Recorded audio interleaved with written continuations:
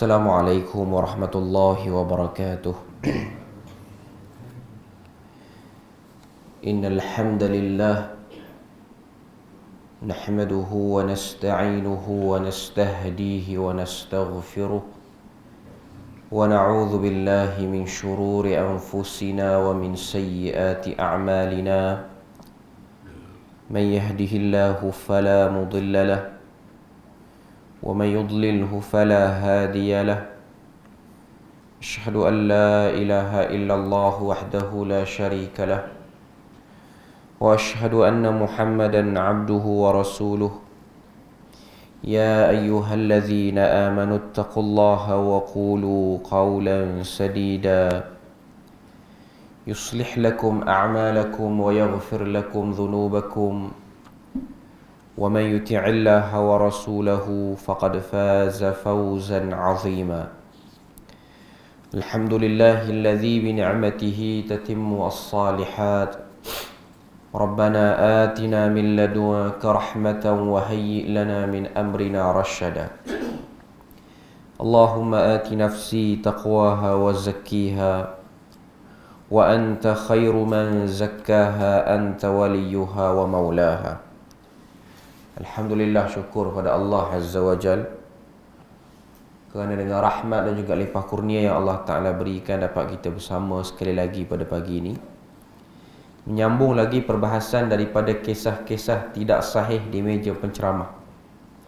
Hari ini kisah yang ke-13, iaitu kisah yang bertajuk pemberontakan Abu Sufyan radhiyallahu anhu.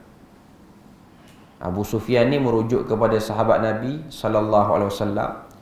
Dalam masa yang sama dia juga mertua Nabi sallallahu alaihi wasallam yang masuk Islam sekitar beberapa hari sebelum daripada pembukaan kota Mekah, iaitu tahun ke-8 Hijrah. Dalam pendahuluan, penulis hafizahullah taala dia sebut pada kita pengenalan siapakah Abu Sufyan yang dimaksudkan. Abu Sufyan sini ialah Sahr bin Harb bin Umayyah bin Abd Syam bin Abd Manaf bin Qusay bin Kilab. Cuma lebih dikenali dengan nama Abu Sufyan.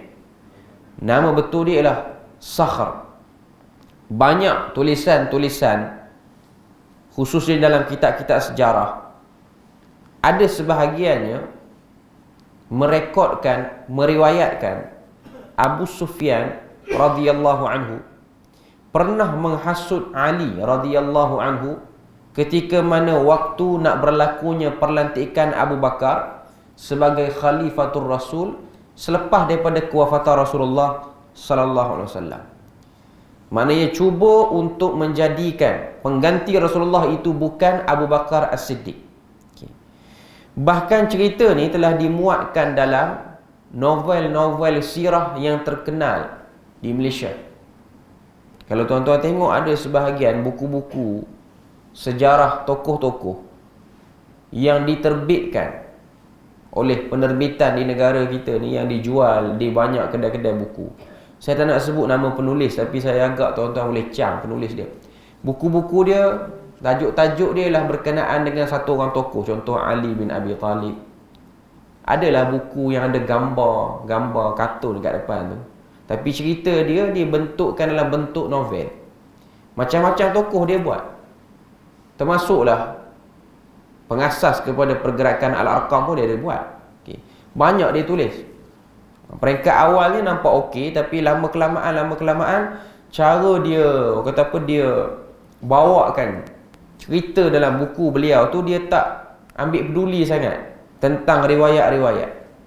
Dia hanya fokus kepada penceritaan demi penceritaan. Macam-macam dia buat sirah para imam 4 mazhab, Imam Abu Hanifah, Imam Malik, Imam Asy-Syafi'i dan juga Imam Ahmad bin Hanbal dan lain-lain tokoh yang dia rasa ada keperluan, maka dia tulis.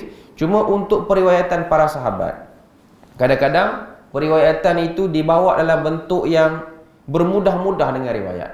Bahkan kalau baca buku dia mungkin boleh salah faham dan salah anggap terhadap tindakan dan pilihan para sahabat yang dibuat pada waktu itu. Dan kadang-kadang riwayat dia datang daripada riwayat para pembenci sahabat. Jadi kalau kita tengok riwayat-riwayat ni memang ada dimuatkan dalam kitab-kitab sejarah yang besar. Antaranya ialah Tarikh Al-Umam wal Muluk oleh Al-Imam At-Tabari. Okay. Kita nak tengok cerita ni tentang apa. Mungkin cerita ni kita jarang dengar.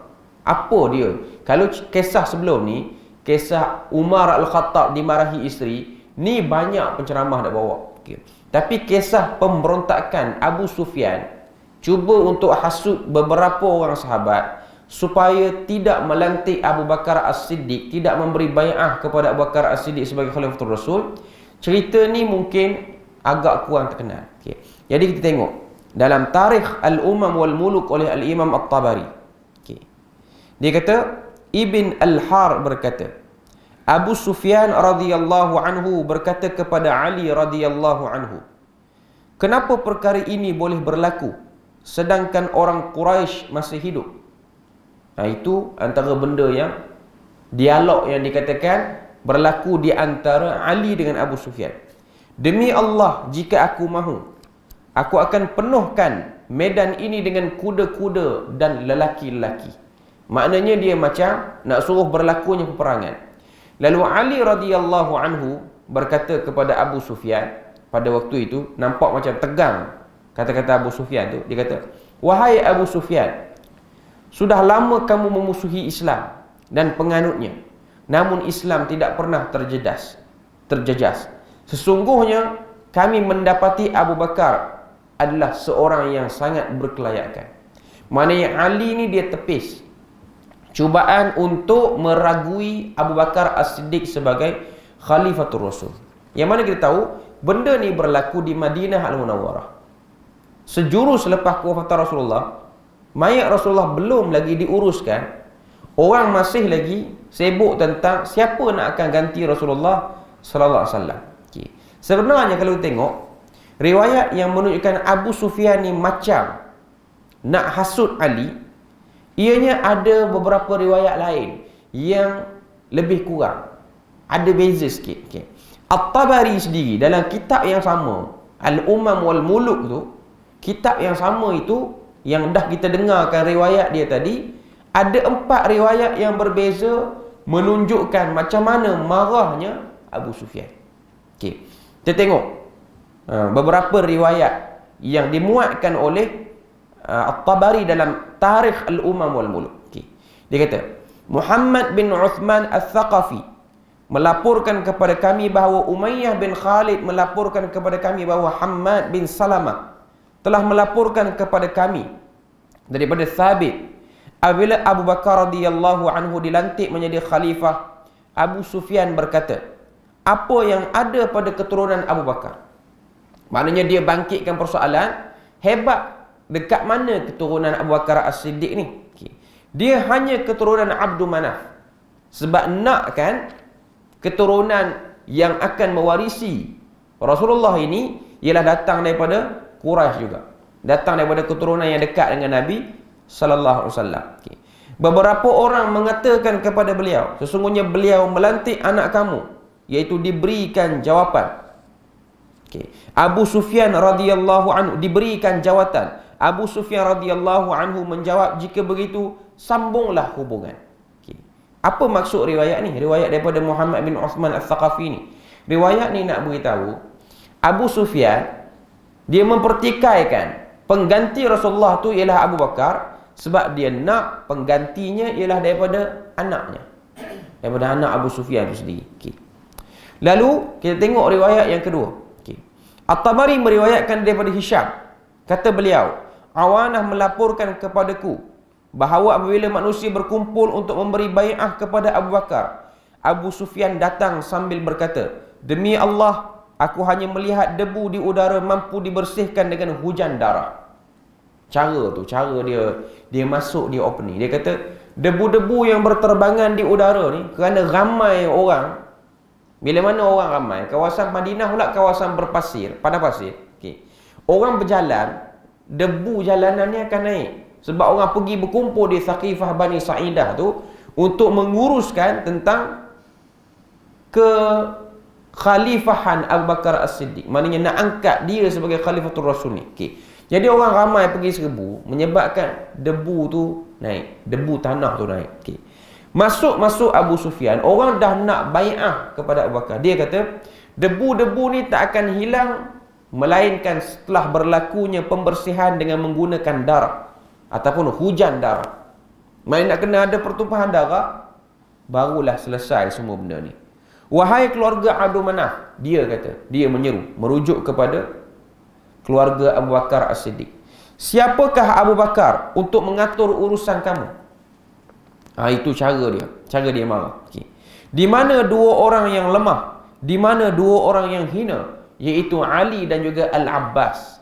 Ni nada dia tinggilah. Lalu kata lagi Abu Sufyan, wahai bapa Hasan, hulurkan tanganmu, aku akan memberi bai'ah kepada kamu. Dan Ali enggan melakukannya. Maknanya nak sebut pada kita bahawasanya bapa kepada Hasan ni ialah Ali bin Abi Talib. Okay. Iaitu nak merujuk kepada angkatlah Ali bin Abi Talib. Okay. Bila mana sebut kaedah dia nak angkat Ali ni, kita boleh hidu dah riwayat ni datang pada mana. Riwayat ni datang pada pembenci Umar dan juga pembenci Abu Bakar, dan riwayat ni datang daripada golongan yang angkat Ali melampau, iaitu Syiah. Itu datang daripada riwayat dia. Itu riwayat yang kedua. Okey. Seterusnya kita tengok Abu Sufyan radhiyallahu anhu kemudian bersyair, namun Ali menjauhkan diri daripadanya dengan berkata, demi Allah, kamu hanya ingin melakukan fitnah, dan demi Allah, kamu sudah lama hidup sebagai seorang yang bermusuh pada Islam, dan kami tidak memerlukan nasihat kamu. Maknanya tunjuk pada kita, ada riwayat Ali tak ada apa-apa respon, ada riwayat orang lain respon pada Abu Sufyan. Riwayat yang ketiga ni, Ali pula respon kepada Abu Sufyan. Okay. Riwayat yang keempat, daripada kitab yang sama, At-Tabari bawa daripada kitab yang sama, kitab Tarikh Al-Umam Wal-Muluk. Dia kata, Hisham bin Muhammad berkata, Abu Muhammad Al-Qurashi melaporkan kepadaku dengan berkata, bahawa apabila Abu Bakar dilantik menjadi khalifah, Abu Sufyan telah berkata kepada Ali dan juga Al-Abbas radhiyallahu anhu, kamu merupakan orang yang terhina, lalu mengungkapkan satu syair. Maknanya Abu Sufyan duduk di posisi orang tengah sibuk nak angkat Abu Bakar ni, dia cuba provoke orang untuk angkat orang lain, iaitu untuk angkat Ali dan juga Abbas bin Abdul Muttalib. Ali dan juga Abbas bin Abdul Muttalib. Okay. Jadi ini empat riwayat. Empat riwayat ni perawi-perawinya berbeza-beza. Okay. Kesemua perawi-perawinya ada problem masing-masing. Okay. Dalam keterangan penjelasan setiap riwayat ni, kita tengok Muhammad bin Tahir Al-Barzanji. Ni nama satu orang pengkaji. Barzanji tu satu kabilah, satu keluarga lah dengan Ja'far Al-Barzanji. Al-Barzanji yang buat kasidah berzanji, itulah orang Melayu tu sebut berzanji tu. Okey. Tapi dia ni elok. Dia tidak pro kepada Syiah. Walaupun Ja'far Al-Barzanji tu dalam kasidah berzanji dia tu memang banyak dia pro kepada riwayat-riwayat Syiah dan juga riwayat-riwayat yang tak tahu datang dari mana. Okay. Tapi yang kita duk baca ni Muhammad bin Tahir Al-Barzanji, bukan Ja'far Al-Barzanji tu. Muhammad bin Tahir Al-Barzanji, dia ialah satu orang yang cuba untuk defend Muawiyah bin Abi Sufyan daripada riwayat-riwayat yang karut-marut yang dibawa oleh Syiah. Okay. Dia ada tulis satu buku, Haqiqah Muawiyah radhiyallahu anhu. Okay. Muhammad bin Tahir Al-Barzanji dan pengkaji yang kedua Muhammad Subhi Hasan Hallaq. Ni kedua-dua ni dekat dengan zaman kita. Subhi Hasan Hallaq ni masih lagi hidup, kalau saya tak silap lah. Last dia tahqiq kitab Bulughul Maram, yang tu kita tahu beberapa tahun yang lepas. Okay. Dia kata dia buat kajian terhadap tulisan Tarikh Al-Umam Wal-Muluk oleh Al-Imam At-Tabari yang kita baca riwayat-riwayat dia tadi. Okay. Mereka membahagikan kitab tersebut kepada 4 bahagian. Ni Muhammad bin Tahir Al-Barzanji dengan Subhi Hasan Hallaq, dia buat kajian rentas Tarikh Al-Umam Wal-Muluk, kaji habis. Kitab ni kitab sejarah yang besar, ataupun nama lain Tarikh At-Tabari. Okay. Dia orang pun buat pembahagian. Yang pertama dia orang kata, riwayat-riwayat yang sahih, yang tidak diragui, perawi-perawinya elok, okey, boleh terima. Ini bermula pada jilid pertama sampai jilid yang kelima. Ini pandangan dia orang. Okey. Dua orang pengkaji ni. Yang kedua, dhaif bermula jilid yang ke-6 sampai jilid yang ke-8. Dan yang ketiga, dhaif wal maskut. Dhaif dan didiamkan. Tiada komentar. Tiada penambahbaikan. Ini jilid ke-9 sampai jilid yang ke-11. Dan yang keempat, bahagian keempat, as-sahih wal dhaif wal maskut anhu. Riwayat yang sahih dan dhaif bercampur dan tiada apa-apa komentar, jilid 12 sampai 13. Maknanya nak kata kitab ni 13 ke 14 jilid tak lari dah. Berbeza mengikut cetakan-cetakan yang daripada syarikat-syarikat berbezalah. Okey. Cuma dia nak sebut dia kata gambaran. Nak baca kitab At-Tabari, jangan ingat semua yang ada dalam kitab tu sahih, semua boleh terima. Ada riwayat yang dikomentar, ada riwayat yang tiada komentar. Ada riwayat yang sahih, ada riwayat yang dhaif. Okay. Mereka memasukkan keempat-empat riwayat ke dalam bahagian yang dhaif, iaitu bahagian jilid yang ke-6 hingga ke-8, dengan mengatakan sanadnya dhaif dan terdapat keraguan pada matannya. Sanaduhu dhaif wa fi matnihi rakakah. Itu sebahagian apa yang dia orang sebut. Sanadnya dhaif dan pada matannya ada benda yang pelik. Rakakah tu maksudnya benda yang diragui. Okay. Itu yang disebut dalam kajian dua orang ni, iaitu Muhammad bin Tahir Al-Barzanji dan juga Muhammad Subhi Hasan Hallaq. Dia orang buat satu buku, nama dia Dhaif Tarikh At-Tabari. Itu yang dia orang kaji. Maknanya keempat-empat riwayat, Abu Sufyan marah kepada orang nak bai'ah Abu Bakar, lalu Ali respon, ataupun dia bersyair selepas dia tengok dua orang Ali dan Al-Abbas, dan apa-apa saja riwayat yang menunjukkan kemarahan Abu Sufyan terhadap ingin dilantiknya Abu Bakar As-Siddiq, semuanya duduk dalam riwayat dhaif yang ada problem-problem yang tersendiri. Okay. Dalam riwayat pertama, Ibn Al-Har, kita dah baca tadi. Riwayat pertama ni ialah Ibn Al-Har, iaitu riwayat yang cerita Abu Sufyan kata pada Ali, kenapa benda ni boleh berlaku sedangkan orang Quraisy masih lagi hidup? Demi Allah, jika kamu mahu, aku akan penuhkan medan ini dengan kuda dan juga laki-laki. Dengan kuda-kuda dan laki-laki. Maknanya dia provoke Ali untuk perang. Sebab tak naik sebagai khalifah ini daripada keluarga Nabi, melainkan naik daripada keluarga Abdul Manaf. Maknanya daripada kelompok lain. Okay.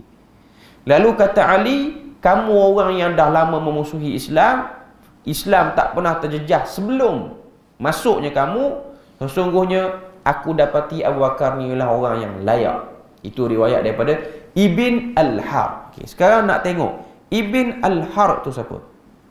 Ibn Al-Har. Ibn Al-Har ada beberapa rujukan dipertikaikan oleh para ulama tentang dia sebagai seorang perawi. Kemungkinan nama sebenarnya dengan sebab riwayat yang banyak, namanya ialah Ubaidullah bin Al-Har Al-Kufi, seorang yang datang pada Kufah. Sekiranya kita perhatikan kepada beberapa tulisan, beliau dikaitkan sebagai pendukung Husain bin Ali radhiyallahu anhu. Dalam erti kata lain, ialah satu orang yang digelar sebagai Syiah. Tapi nak kena tengok, dia ni Syiah Mufaddilah ke ataupun Syiah yang sudah beriktikad untuk over terhadap Ali dan juga Husain ni. Sebab kalau dia Syiah Mufaddilah, dia hanya Syiah yang pro pada Ali pada isu politik semata-mata. Maknanya lebih suka Ali jadi khalifah sebab dia keturunan Nabi. Tapi dari segi nak mempertuhankan Ali, nak bawa riwayat-riwayat karut marut, lepas tu nak pergi maki pula Abu Bakar dengan Umar, yang tu tidak berlaku pada Syiah Mufaddilah. Okay. Kita tengok lagi apa dia sebut. Okay. Ibn Al-Har ialah satu orang yang telah mengungkapkan syair. Dia tulis syair dia khusus untuk meratapi kematian Husain.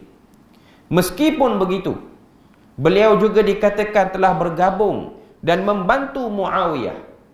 Jadi kita boleh tengok, dia pro dalam bab politik, dia tidak pro dalam isu akidah. Tak bawa lah akidah-akidah yang pelik. Tapi riwayat itu masih ada pertikaian lah. Kata dia ni bergabung ataupun betul ataupun tidak bergabung dengan tentera Muawiyah bin Abi Sufyan, kecuali dalam perang Siffin. Hujah paling besar untuk menolak periwayatan beliau ialah beliau tidak tengok, tak menyaksikan pun Abu Sufyan tu tinggi suara pada Ali ataupun petikai tentang naiknya Abu Bakar sebagai khalifah. Itu dia tak ada di kawasan itu. Macam mana dia boleh riwayat? Itu pertama. Riwayat yang ketiga dan juga riwayat yang keempat, iaitu memperihalkan tentang satu orang perawi yang bernama Hisham. Wafat tahun 204 Hijrah. Nama betul beliau ialah Abul Munzir Hisham bin Muhammad bin Abi Nadr bin As-Sa'ib bin Bishr Al-Kalbi, lebih dikenali dengan nama Ibn Al-Kalbi.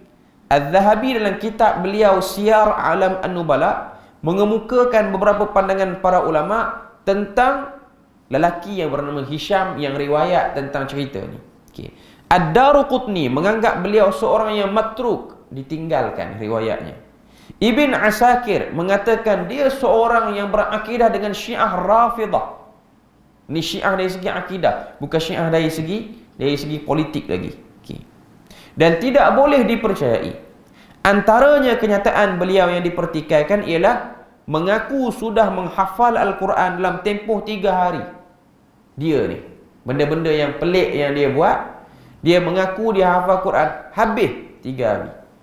Bapanya Muhammad bin As-Sa'id seorang mufassir, tetapi juga telah dinilai oleh para ulama sebagai seorang yang tidak thiqah dan juga berada dalam kelompok Syiah Rafidah. Ini yang disebut dalam Siyar A'lam An-Nubala tentang Hisham.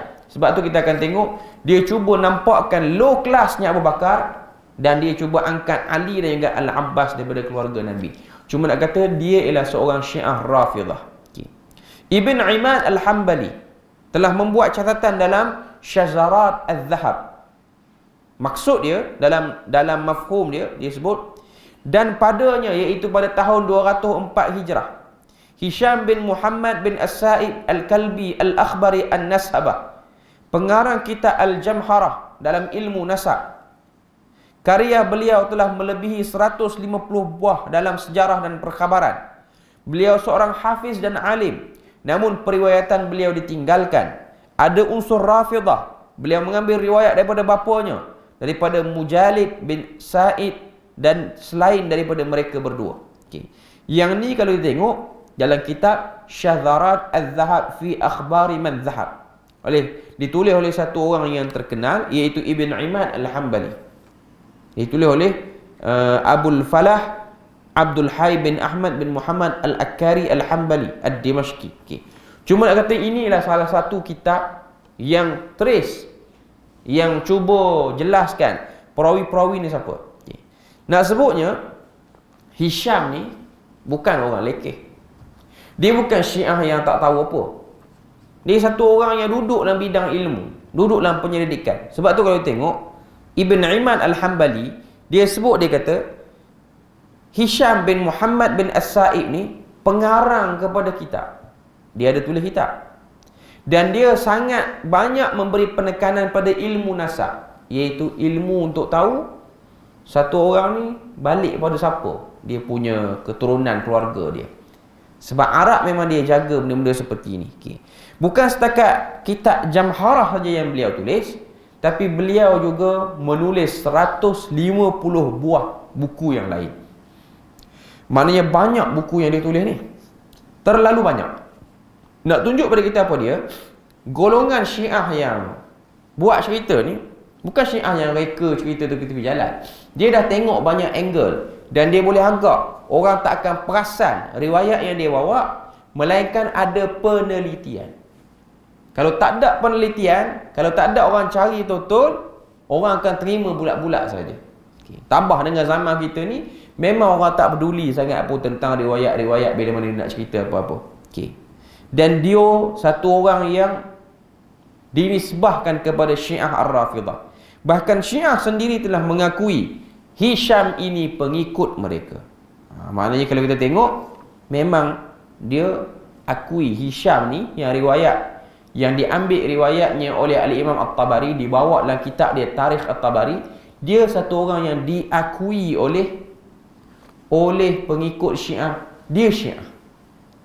Yang tulis kata Hisham ni pengikut dia orang, bukan hanya kitab-kitab Syiah, kitab-kitab Indo-Syiah, bahkan laman web Syiah Malaysia pun mengakui dia sebagai Syiah. Hisham ni hidup jauh lah. Dia hidup pada tahun yang kurun yang awal. Cuma nak katanya, penganut Syiah di Malaysia ni yang cerdik sikit, yang ahli akademik, yang duduk dalam universiti apa semua, bila mana dia orang nak kuatkan riwayat teruknya Abu Bakar, dia orang pakai riwayat Syiah ni, riwayat Hisham ni. Nak tunjuk kepada kita bahawasanya dia orang buat study tentang Hisham di Malaysia ni pun. Cuma kita yang Ahlus Sunnah ni, kita tak peduli sangat lah Hisham ni siapa dia, kita tak tahu. Sebab tu untuk satu-satu orang tu, dia orang kata apa, argue riwayat Syiah ni, dia kena ambil orang-orang yang diakui juga, orang-orang yang memang buat kajian rentas tentang Syiah. Di Malaysia kita ni tak ramai sangat orang yang ada kebolehan dan juga ada penelitian tentang ilmu perawi ni, ataupun disebut dengan nama ilmu rijal. Antara tokoh yang di Malaysia kita ni yang memang mendalami bab ni ialah Maulana Asri Yusof. Ini orang yang memang mendalami betul dalam bab ni, dan beberapa orang anak murid dia, antaranya Ustaz Nasim dan lain-lain. Okay. Cuma kalau kita baca buku-buku beliau yang beliau tulis, yang terbaru ialah yang dicetak Sahih Bukhari, Syarah Sahih Bukhari, kitab Wahyu tu, permulaan pada Wahyu, yang sangat tebal tu. Kita boleh tengok antara kandungan besar dalam buku tu ialah membahaskan tentang perawi ni, daripada mana asalnya, dekat mana kegelinciran dia akan berlaku. Maknanya di Malaysia ni ada orang yang memahami bab tu. Ada seorang orang boleh memahami. Di negara Arab mungkin lagi ramai lah. Okay. Cuma nak kata di Malaysia ni ada orang memahami. Tu pun orang panggil Maulana juga. Yang kata Maulana tu kita tak tahulah tahu mana dia punya keilmuan dan ilmu rijal tu. Okay. Cuma nak katanya dia sangat menguasai bab ni. Bahkan kalau tengok khidmat Maulana Asri untuk membuat serangan balas terhadap riwayat-riwayat Syiah ni memang telah digunakan oleh jabatan-jabatan agama tertentu bagi negeri tertentu. Bahkan negeri yang guna khidmat dia ialah negeri yang menyenaraikan hitam namanya juga. Tak nak sebutlah negeri mana. Tapi negeri tu dia stres, tak boleh lawan Syiah. Negeri dia panggil kawan ni lah yang telah dihitamkan namanya untuk lawan. Sebab memang dia ada kebolehan nampak tu. Tapi cerita 20-30 tahun yang lepas lah. Okay. Cuma nak katanya di Malaysia ni ada. Dan kita kena tahu, nak pergi berhujah, nak berlawan dengan Syiah ni, bukan berlawan Syiah-Syiah tepi jalan. Syiah yang memang bersifat ahli akademik, yang memang ada kajian, yang kita dengar sekali kita akan terpesona dengan riwayat-riwayat dan juga kajian-kajian yang dia buat. Okay. Itu riwayat yang ketiga dan juga riwayat yang keempat. Okay. Dalam Mustadrak al-Sahihain oleh Imam Al-Hakim An-Naisaburi, okay, dia ada sebut Abdullah bin Al-Husain Al-Qadi melaporkan kepada saya di Marwah bahawa Al-Harith bin Usamah melaporkan kepada kami, bahawa Muhammad bin Sabik melaporkan kepada kami, bahawa Malik bin Mighwal melaporkan kepada kami daripada Abu Sa'ata Al-Kindi, daripada Murrah At-Tayyib, Abu Sufyan berjumpa dengan Ali dan berkata, demi Allah, jika mahu saya akan penuhkan medan ini dengan kuda-kuda dan lelaki-lelaki. Ali radhiyallahu anhu berkata, sudah lama aku memusuhi Islam dan penganutnya, wahai Abu Sufyan.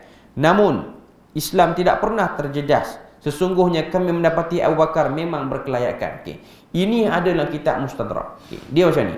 Ada belum tentu diterima oleh orang yang mengadakan riwayat tu dalam buku. Ini metodologi cara tulis buku. Penulis yang membawa satu-satu riwayat dalam buku, kita tak boleh kata dia bersetuju dengan riwayat tu ataupun dia terima dengan riwayat tu, melainkan kena tahu cara dia tulis. Macam Imam At-Tabari, dia tulis riwayat ni, dia bawa riwayat ni, dia bawa sekali dengan sanad yang komplit. Dia bukan potong separuh nak tunjukkan dia memang okey dengan riwayat tu. Tak. Sebab kitab-kitab besar ni dia menjadi ensiklopedia, rujukan. Tarikh Al-Umam wal Muluk ni antara kitab besar sejarah. Selain pada tu ialah Syiar Alam An-Nubala yang kita sebut tadi Imam Az-Zahabi. Selain pada tu ialah Al-Bidayah wan Nihayah oleh Al-Imam Ibn Kathir. Ni semua kitab-kitab sejarah dan banyak lagi kitab sejarah yang lain. Bila mana kita baca sejarah dalam ni, kita akan tengok banyak riwayat-riwayat yang berbagai-bagai. Dan kaedah seperti ini tidak pelik. Memang digunakan oleh para ulama pun. Termasuklah Imam As-Suyuti yang agak ujung dah. Wafat 911 Hijrah. Bila mana dia bawa riwayat, bila mana dia nakal sesuatu, dia akan nakal senakal-nakalnya. Tapi belum tentu dia setuju. Saya nak bagi contoh dan saya nak sebut sebahagian daripada orang-orang yang mengajar, ustaz-ustaz yang mengajar di mana-mana tempat di Malaysia lah, bila mana baca buku, dia kena tahu metodologi penulisan buku tu. Macam sebahagian orang suka baca syarah kepada sekian, hasyiah kepada sekian. Kena tengok penulis tu waktu dia bawa kenyataan-kenyataan yang pelik, apa maksud dia? Contoh, semalam, 2 hari lepas, ada orang hantar dekat saya, satu orang. Dia ni penceramah lah. Okay. Dia ada buka, dia ada ambil gambar dalam kitab. Kitab yang terkenal Hasyiah Al-Baijuri ni, dalam kitab, dalam dalam kalangan ustaz-ustaz tanah Melayu kita ni memang hasyiah ni terkenal lah. Okay. Iaitu kenapa dilarang berkahwin dalam keluarga yang terdekat, iaitu dengan sepupu. Sebab dia kata berkahwin dengan sepupu ni menyebabkan lemah syahwat dan berlaku apa-apa sajalah kepada anak yang bakal dilahirkan. Okay. Dia ambil separuh dan dia letak gambar. Okay. Pertama kita nak tahu, adakah itu pandangan yang dipersetujui oleh penulis? Memang penulis nak kata dia okey dengan yang tu, ataupun dia nakal dulu, dia bawa sepanjang-panjang, lepas tu ujung baru dia buat kesimpulan. Okay. Cuma nak katanya, benda-benda seperti ini dia boleh menyebabkan masyarakat jadi terkejut. Adakah satu kesalahan yang besar berkahwin dengan sepupu ni? Sedangkan benda ni berlaku sebelum kitab tu ditulis dalam sejarah Islam, okey. Macam mana para sahabat sebahagiannya kahwin dengan family yang terdekat, dengan sepupu apa semua ni lah. Okay. Bahkan kalau tengok, bukan setakat para sahabat dan lain-lain. Kita di negara kita ni pun, perkahwinan antara keluarga diraja ni pun berlaku dalam family-family yang dekat juga.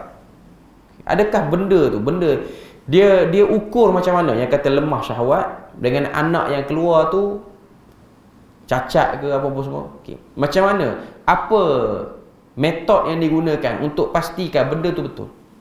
Okay. Saya taklah kata benda tu tak ada dalam buku. Benda tu mungkin ada dan memang ada pun sebab dia dah bawa dah potongan daripada buku tu. Okay. Cuma konteks yang dimaksudkan oleh penulis. Apa maksud dia? Okay. Jadi kalau kita tengok, ini sebahagian beberapa pandangan. Maknanya riwayat-riwayat yang dibawa ni adalah riwayat daripada mereka yang pro kepada Syiah. Okey. Kita tengok lagi pandangan Syiah yang dia sebut sini. Seorang penulis Syiah yang bernama Ustaz Muhammad Sulaiman Marzuki, dalam karya beliau yang bertajuk Kebenaran yang Terpendam, menyatakan beberapa noktah penting berkaitan dengan Abu Sufyan yang diringkaskan sebagaimana berikut. Kalau tengok buku ni, buku yang terkenal lah.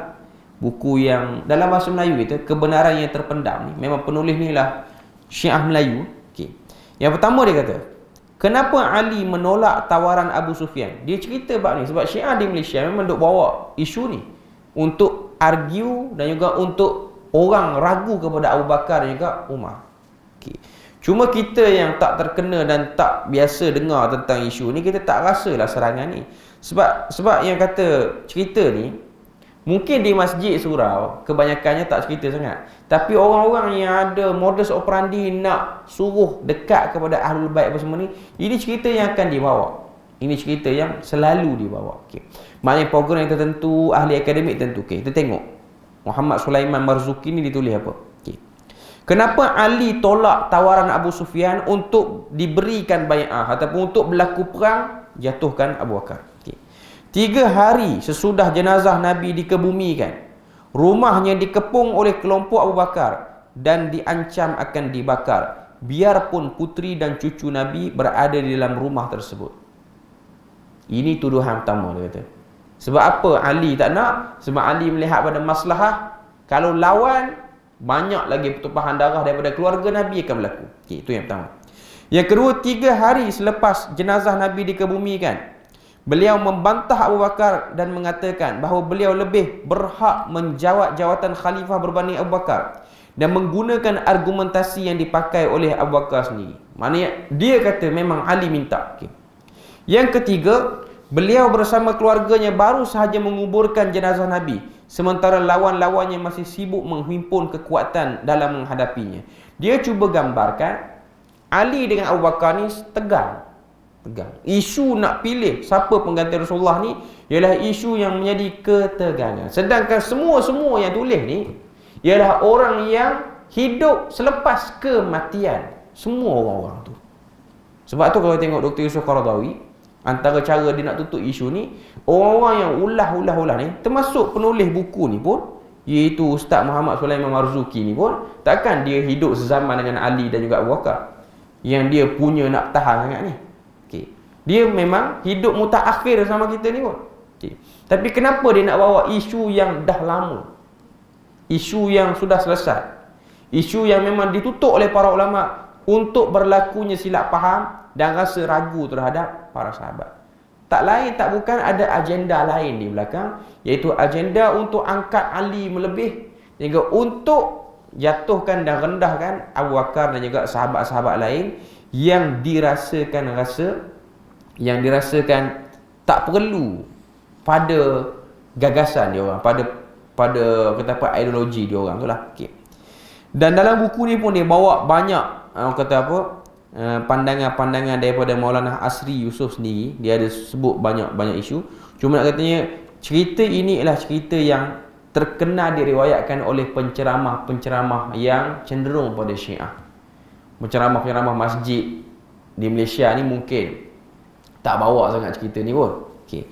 Cuma kata penceramah-penceramah yang memang ada misi untuk mensyiahkan Malaysia ni selalu duk baca tentang bab ni. Okay.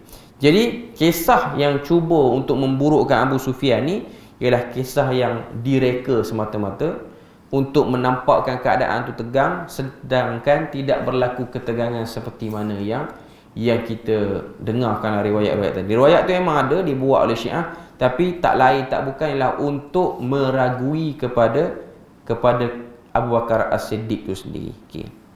Jadi alhamdulillah kita dah selesai secara ringkas lah berkenaan dengan riwayat ni. Untuk kali yang akan datang kita akan bahas cerita yang ke-14, iaitu fitnah terhadap Uthman bin Al-Affan. Okay. Kisah-kisah seterusnya ni dia lebih rumit sikit, sebab kisah ni walaupun dia sebut kisah di meja penceramah, tapi penceramah yang di masjid-masjid kampung dia tak cerita lah yang ni. Penceramah yang cerita ni ialah penceramah di universiti, iaitu pensyarah yang ada agenda terhadap pelajar dia orang. Kalau penceramah di kampung dia tak akan cerita. Dia akan cerita benda-benda yang tidak ada ideologi apa-apa, tapi orang kata apa, ada rasional yang tak berapa jelas. Contoh Umar dimarahi oleh isteri, itu cerita-cerita yang terkenal dalam masyarakat. Okay. Tapi yang berlega di meja-meja akademik ni cerita macam ni lah.